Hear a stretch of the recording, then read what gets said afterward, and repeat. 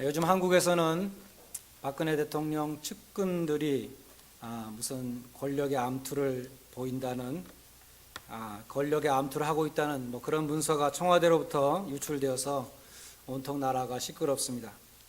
공교롭게도 오늘 본문에는 예수님의 측근들이 권력의 암투를 벌이는 듯한 그러한 장면이 나옵니다. 예수님의 12제자가 다 예수님의 측근이라고 할 수 있겠지만 그 중에서 특별히 베드로와 요한과 야고보 세 사람은 인너서클이라고 부를 수 있는 그런 사람들이었습니다. 왜냐하면 예수님이 특별한 경우에 이 세 사람만 데리고 가신 일이 종종 있었기 때문입니다. 예를 들어서 회당장 야이로의 딸이 죽었을 때에 예수님이 이 세 사람만 데리고 들어가셔서 그 딸을 살리셨습니다. 예수님이 변화산에 올라가셔서 용모가 변화되실 때에도 그 산에 올라갈 때 베드로, 요한, 야고보 세 사람만 데리고 가셨습니다. 또 예수님이 마지막에 겟세마네 동산에서 밤새워 기도하실 때에 그때에도 이 세 사람만 데리고 가서 깊이 들어가셔서 기도하셨습니다. 그런데 오늘 본문에 보면 야고보와 요한이 베드로를 빼놓고 자기들 둘만 은밀히 예수님 앞에 가서 정치적인 인사청탁을 했습니다. 주의 영광 중에서 우리 중 한 사람은 주님의 우편에 또 한 사람은 좌편에 앉게 하여 주옵소서. 이제 예루살렘에 예수님이 올라가면 예수님은 정치적인 군사적인 군왕이 될 것으로 이 사람들은 기대했습니다. 주님이 그렇게 영광의 자리에 앉으실 때에 우리를 좌의정과 우의정으로 만들어 주옵소서, 그러한 청탁이었습니다. 이 야고보와 요한은 형제였습니다. 아버지의 이름은 세베대라고 나오고 어머니의 이름은 살로메인데 야고보서 19장 25절에 보면 예수님이 십자가에 달리셨을 때 그 앞에 예수님의 모친이 있고 예수님의 이모가 있었다, 그런 기록이 있는데 이 살로메가 그 예수님의 이모라고 생각하는 사람들이 있습니다. 그렇게 되면 야고보와 요한은 예수님의 사촌이 되는 것입니다. 하여튼 예수님은 이 형제를 각별히 사랑했습니다. 그런데 사실 수제자는 그 세 명 중에서도 수제자는 엄연히 베드로였죠. 야고보와 요한은 베드로를 제치고 자기들이 2인자와 3인자 되기를 원했던 것입니다. 41절에 보면 나머지 10제자가 나중에 그 이야기를 듣고 분하게 여겼습니다. 그런데 누가 가장 분하게 여겼을까요? 아마도 베드로가 제일 열받았을 것 같습니다. 이 마가복음을 우리가 지금까지 쭉 보고 있는데 이 예수님이 순환에 대해서 얘기한 다음에 제자들이 엉뚱한 행동하는 것, 이것이 지금 세 번째 나오는 일입니다. 마가복음에 순환 예고가 세 번 나옵니다. 첫 번째 예고는 8장 31절이었습니다. 인자가 많은 고난을 받고 장로들과 대제사장과 서기관들에게 버림받고 죽임을 당하고 사흘 만에 살아나리라 주님이 말씀했습니다. 그때 베드로가 나서서 절대로 그런 일은 있을 수 없습니다라고 딱 가로막았습니다. 예수님이 베드로를 사탄이라고 꾸짖었죠. 왜냐하면 네가 하나님의 일을 생각지 않고 인간의 일을 생각하는도다 말씀했습니다. 두 번째 순환 예고는 9장 31절에 나왔습니다. 인자가 사람들의 손에 넘기어 죽임을 당하고 죽은 지 3일 만에 살아나리라. 제자들은 곧바로 그 말씀 다음에 누가 크냐는 쟁론에 들어갔다고 기록되어 있습니다. 예수님은 예루살렘을 향해서 가던 길을 멈추시고 제자들을 불러 모으시고 진지하게 말씀하셨습니다. 아무든지 첫째가 되고자 하면 무사람의 끝이 되며 무사람을 섬기는 자가 되어야 하리라. 세 번째 순환 예고는 오늘 본문 33절과 34절에 나옵니다. 보라, 우리가 예루살렘에 올라가노니 인자가 대제사장들과 서기관들에게 넘기움에 저희가 죽이기로 결단하고 이방인들에게 넘겨줄 것이요 그들이 능욕하고 침뱉으며 채찍질하고 죽일 것이니 3일 만에 살아나리라. 이 말씀 바로 다음에 야고보와 요한이 정치적인 인사청탁을 하는 내용이 나오는 것입니다. 예수님은 이번에도 제자들을 부르시고 다시 한번 말씀하셨습니다. 너희 중에 누구든지 으뜸이 되고자 하는 자는 너희 중에 섬기는 자가 되고 너희 중에 누구든지 크고자 하는 자는 종이 되어야 하리라. 섬기는 자가 되라, 종이 되라 또 말씀하셨습니다. 그런데 누가복음 22장에 보면 예수님이 성만찬을 행하셨습니다. 이것은 너희를 위하여 주는 나의 몸이라 말씀했습니다. 이것을 행하여 나를 기념하라. 다시 또 잔을 들이시고 사례하여 가라사대 이것은 너희를 위하여 흘리는 나의 피 곧 언약의 피니라. 예수님이 성찬식을 했습니다. 그런데 누가복음 22장 24절에 보면 바로 그 다음에 제자들이 누가 크냐는 다툼을 했다고 또 기록되어 있습니다. 예수님의 제자들은 어쩌면 그렇게 이기적이고 어쩌면 그렇게 끝까지 주님의 가르침에 귀를 기울이지 않을까, 우리는 그렇게 생각합니다. 예수님을 3년 동안 따라다니면서 그렇게 섬기라는 말을 많이 들었고 낮아지라는 말씀을 많이 했고, 너희는 낮은 자가 되어야 되고 종이 되어야 되고 말제가 되라고 그렇게 여러 번 말씀하셨는데 어떻게 끝까지 누가 높으냐를 끝까지 저렇게 따지고 있는가, 우리는 한심하고 답답하다는 생각을 하게 됩니다. 그런데 여러분은 과연 제자들과 다르십니까? 제자들의 모습 속에 여러분의 모습이 있지는 않습니까? 교회 안에서 십자가 밑에서 누가 크냐를 따지고 있지는 않습니까? 성만찬이 끝나고 예배가 끝나고 곧바로 다툼과 쟁론과 분쟁에 휩싸이지는 않습니까? 여러분은 교회를 몇 년 다니셨습니까? 너희는 각자의 십자가를 지고 나를 따르라는 예수님의 말씀을 얼마나 많이 들었습니까? 그럼에도 불구하고 여러분이 주님께 날마다 구하는 것이 무엇입니까? 예수님은 오늘 38절에서 두 사람에게 말씀하셨습니다. 너희 구하는 것을 너희가 알지 못하는도다. 나는 지금 십자가를 지러 가고 있는데 너희가 나의 잔을 마시며 나의 받는 세례를 받을 수 있느냐? 예수님이 방금 예수님의 순환에 대해서 말씀하셨으니까 요한과 야고보가 와서 이렇게 기도했다면 정답이겠죠. 예수님께서 십자가에 달리실 때 저는 예수님 우편에 달리게 해주시고 제 동생은 예수님 좌편에 달리게 해 주옵소서. 이렇게 구해야지 사실 맞는 기도가 아니겠습니까? 그런데 너희는 지금 무엇을 구하고 있느냐? 예수님께서 말씀하셨습니다. 여러분이 하나님께 구하시는 것은 무엇입니까? 제자들처럼 나를 높여주소서, 나를 크게 해주소서 그렇게 구하고 있지는 않습니까? 주님은 하나님의 이름과 하나님의 나라와 하나님의 뜻을 구하라고 주기도문에서 가르치셨습니다. 근데 여러분 과연 그런 것들을 위해서 온 마음 다해서 안타깝게 기도하고 있습니까? 여러분이 자기의 유익만을 찾으며 나의 뜻을 이루어 달라고, 나의 욕심을 이루어 달라고 기도할 때에 하나님은 뭐라고 하시겠습니까? 지금 내가 무엇을 구하고 있느냐? 네가 그렇게 교회를 많이 다니고 그렇게 하나님 말씀을 많이 들었는데 어떻게 네가 그렇게 기도를 하느냐? 그렇게 말씀하실 것입니다. 야고보와 요한은 주님의 십자가 앞에서 세속적인 영광을 구했습니다. 그처럼 지배하고 다스리고 권세를 부리는 것, 소유욕과 명예욕과 권력욕은 인간의 본성입니다. 철학자 니체가 인간에게는 본능적으로 권력의 의지가 있다 그렇게 말했습니다. 니체는 아버지도 목사님이고 할아버지도 목사였습니다. 그런데 이 사람은 하나님을 믿지 않았을 뿐만 아니라 적그리스도적인 그러한 사상을 가진 사람이었습니다. 그는 나중에 미쳤는데 미치기 1년 전에 1888년에 실제로 적그리스도라는 책을 썼습니다. 니체는 권력이 정의이고 힘이 선이다 그런 것을 주장했습니다. 약한 것은 반대로 악한 것이죠. 예수님이 너희는 양보해라, 오른뺨을 때리면 왼뺨을 돌려대라, 이러한 예수님의 가르침이야말로 정말 사악하고 병든 가르침이라고 주장했습니다. 신약 성경에서 가장 위대한 인물은 가장 큰 권력을 갖고 있었던 로마 총독 빌라도이고, 신약 성경에서 가장 한심한 인물은 힘없이 십자가에 달린 예수라고 말했습니다. 예수님의 생명은 빌라도의 손끝에 있었습니다.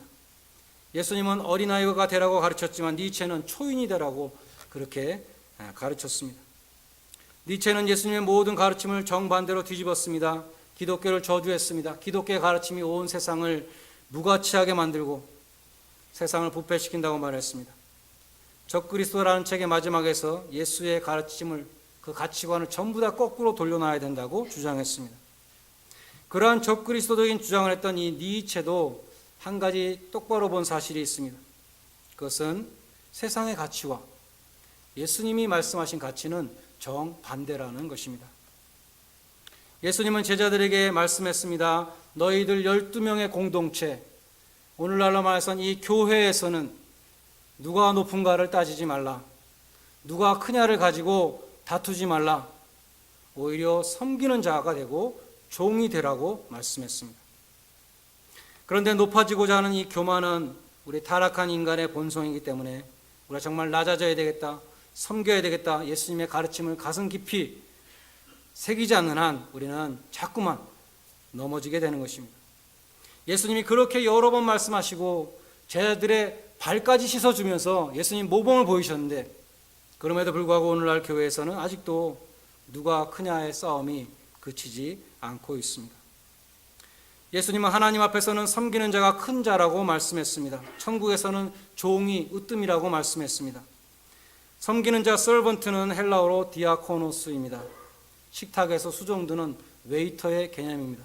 이 디아코노스에서 디컨, 집사라는 단어가 나왔습니다. 종 슬레이브는 헬라어로 둘로스인데 이것은 서번트보다 훨씬 더 낮은 자였습니다. 고대 사회에서 가장 작은 자였습니다.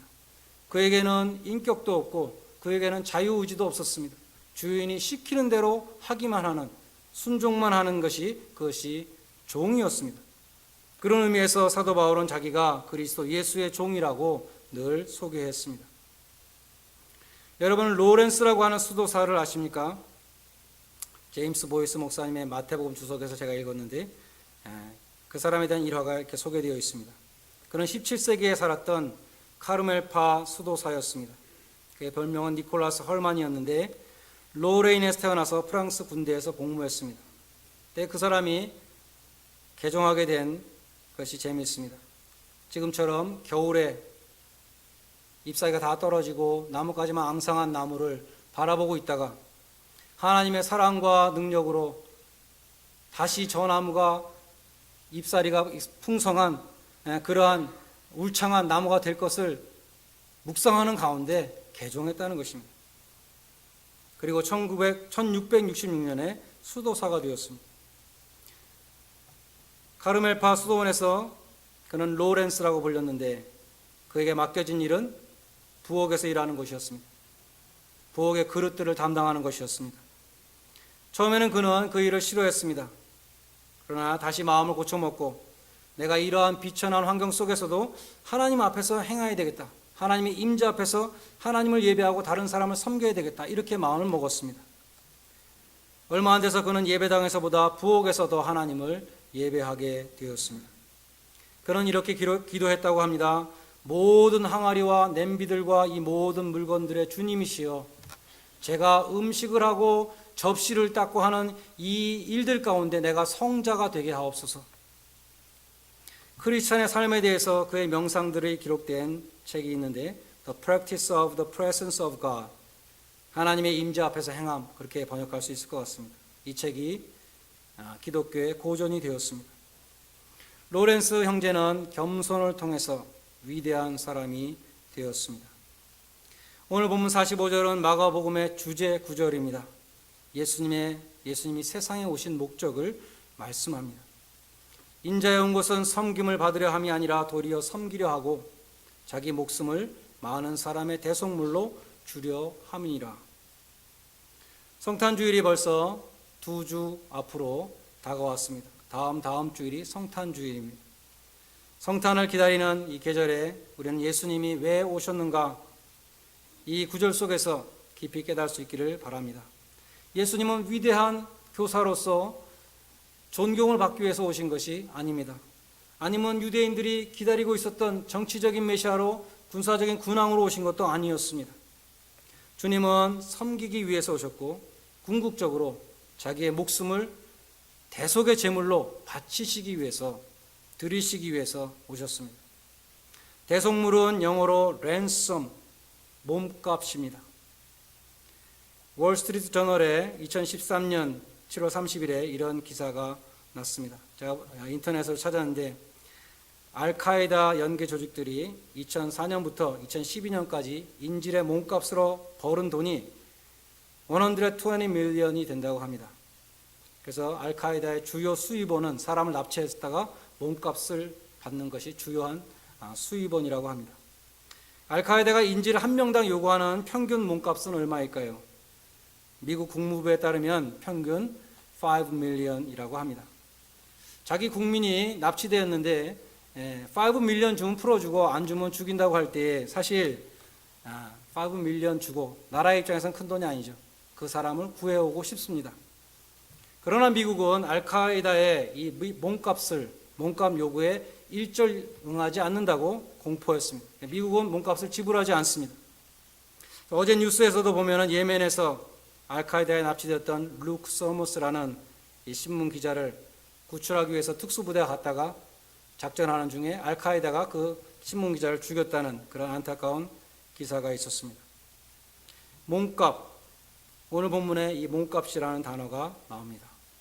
예수님이 세상에 오신 목적은 우리의 몸값을 치루시기 위해서였다는 것입니다. 죄인들이 죄값으로 받아야 할 하나님의 진노와 사망의 형벌, 하나님으로부터 영원히 버림받아야 되는 지옥의 형벌을 대신 받으시기 위해서 오셨습니다. 계시록 19장 15절에 보면 심판주로 오시는, 재림주로 오시는 예수님은 장차 하나님의 맹렬한 진노의 포도주 틀을 밟을 것이라고 기록되어 있습니다.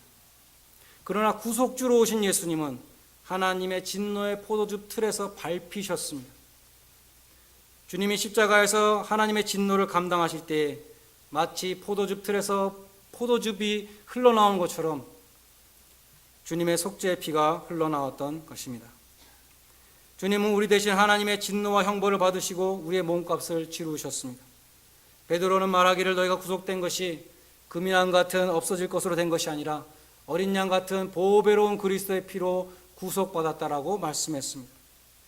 예수님은 자기 목숨을 대속물로 주시기 위해서 오셨습니다. 죄와 사망을 선언한 율법의 저주로부터 우리를 해방시키시기 위해서, 하나님께 버림받는 영원한 사망의 형벌을 대신 받으시기 위해서, 우리가 죽어야 될 자리에서 대신 죽으시기 위해서 오셨다는 것입니다. 우리는 흔히 하나님은 죄를 용서하시는 하나님이라고 말합니다. 그러나 거룩하신 하나님은 결코 죄를 용서하실 수 없습니다. 하나님은 죄를 용서하지 않으시고 죄값을 요구하십니다. 하나님 앞에서 죄값은 사망이며 죄인은 반드시 죽어야 합니다. 근데 주님이 오셔서 그 값을 치르셨다는 것입니다. 그것이 복음입니다. 주님의 피값으로 우리의 몸값을 치르셨습니다. 예수님의 피로 나의 죄가 사하여졌습니다. 예수님은 우리의 몸값으로 주님의 목숨을 주셨습니다. 그래서 우리가 영원한 생명을 얻게 되었습니다. 로마서 6장 23절은 말씀합니다. 죄의 싹은 사망이지만 하나님의 은혜로 우리가 그리스도 예수 안에서 영생을 소유하게 되었다고 말씀합니다. 예수님은 우리에게 자기 목숨을 대속물로 몸값으로 주시기 위해서 오셨습니다. 또 예수님은 섬기기 위해서 오셨습니다. 그리고 제자들에게도 섬기는 자가 되라고 말씀했습니다. 해리 에머슨 파스득이라는 유명한 목사님이 계신데 뉴욕의 리버사이드 교회를 오랫동안 목회하신 분입니다. 이분이 리버사이드 교회를 목회하시기 전에 제일 장로교회를 목회하셨는데 그때 1922년에 Shall the Fundamentalist Win? 라는 설교를 했습니다. 이분이 자기 교회에서 한 이 설교 때문에 근본주의자들은 승리할 것인가, 그 설교로 인해서 미국 교회에서 Fundamentalist Modernist Controversy가 일어났습니다. 보수주의자들과 자유주의자들의 그 논쟁이 일어나서 미국 장로교회가 1929년에 분열했습니다. 그것이 그대로 한국에 가서 한국에서 복사판으로 1934년에 기장과 예장이 분열되게 되었던 것입니다. 이 목사님의 설교 가운데 또 다른 설교가 인용이 많이 되는 것이 있습니다. Parking on another man's nickel이라는 설교입니다. 다른 사람의 니클로 파킹하기, 그런 것입니다. 오늘날 우리가 파킹할 때 쿼러를 집어넣죠. 미터에 쿼러를 넣습니다. 근데 옛날에는 니클을 5센트를 넣었다는 것입니다. 어떤 사람이 동전을 집어넣고 1시간 동안 파킹할 수 있는 동전을 집어넣는데 30분 만에 떠나버렸습니다. 그러면 누군가 그 자리에 와서 30분 동안 공짜로 파킹할 수 있는 것이죠. 그것이 parking on another man's nickel입니다. 그런데 그러한 얌체 심보로 교회 생활을 해서는 안 된다는 것입니다. 우리 교회도 초창기에 많은 분들이 헌금을 해서 좋은 예배당을 구입했습니다. 그때 헌금하신 분들 가운데 지금까지 계시는 분들도 있지만 많은 분들은 떠나가셨습니다. 지금 이 자리에 앉아있는 대부분의 교인들은 건축 헌금을 한 푼도 안 했는데 그분들이 구입하신 예배당에서 누리고 있습니다. 그런데 혹시라도 이렇게 생각하는 사람이 있을지 모르겠습니다. 아마 없으시겠죠. 나는 얼마나 럭키한가.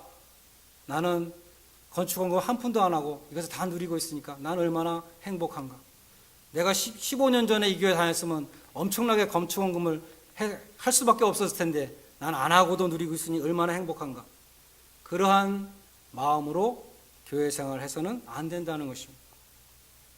언제나 빚진 자의 마음으로 주님의 몸된 교회를 어떻게 하면 잘 섬길 수 있을까?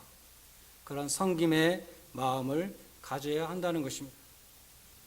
마지막으로 주님의 은혜는 결코 헛되지 않아서 야고보와 요한은 결국 순교자가 되었습니다. 야고보는 최초의 순교자, 제일 먼저 순교한 사람. 그 형제 요한은 살아서 순교했습니다. 요한복음과 요한 1, 2, 3서 그리고 반모섬에 유배되어서 계시록을 기록했습니다. 사도 바울은 고린도전서 15장 9절로 10절에서 이렇게 말씀합니다. 나는 사도 중에 지극히 작은 자라 내가 하나님의 교회를 핍박하였으므로 내가 사도라 일컬을 받기에 감당치 못할 자이지만 그러나 하나님의 은혜로 내가 사도가 되었고 사도 중에서도 그 누구보다도 더 많이 수고를 하는 사도가 되었다고 말합니다. 나의 나 된 것은 하나님의 은혜로 된 것이니 내가 아니요 오직 나와 함께 하신 하나님의 은혜로다. 바울은 주님의 교회를 힘들게 하던 사람이었습니다. 예수 믿는 자들을 핍박하던 사람이었습니다. 그런데 그런 사람을 예수님이 붙잡아서 복음을 전하는 교회 일꾼으로 삼아 주셨습니다. 그것이 큰 은혜라는 것입니다. 근데 하나님의 은혜는 헛되지 않아서 하나님의 은혜는 실패하지 않기 때문에 이 바울이 다른 사도들보다 더 많은 수고를 하고 더 많이 매를 맞고 더 많이 고생을 했다는 것입니다. 사도 바울은 그것이 나의 자랑이 아니라 이게 다 하나님의 은혜라고 그렇게 고백하는 것입니다. 우리를 향하신 하나님의 은혜도 헛되지 않을 줄을 믿습니다. 교회를 오래 다니고 십자가를 지라는 말씀을 수없이 들었지만 여전히 지금도 세상의 영광을 구하고 있는 사람이 있는지도 모르겠습니다. 그러나 야고보와 요한을 변화시키고 바울을 변화시킨 주님께서 여러분도 변화시켜 주실 것으로 믿습니다. 하나님의 은혜는 헛되지 않아서 여러분 모두가 주님의 교회를 섬기며 그리스도 예수의 종으로 순교자의 삶을 살게 될 것으로 믿습니다. 예수님이 세상에 오신 그 목적이 여러분의 인생의 목적이 되시기를 주님의 이름으로 간절히 축원드립니다.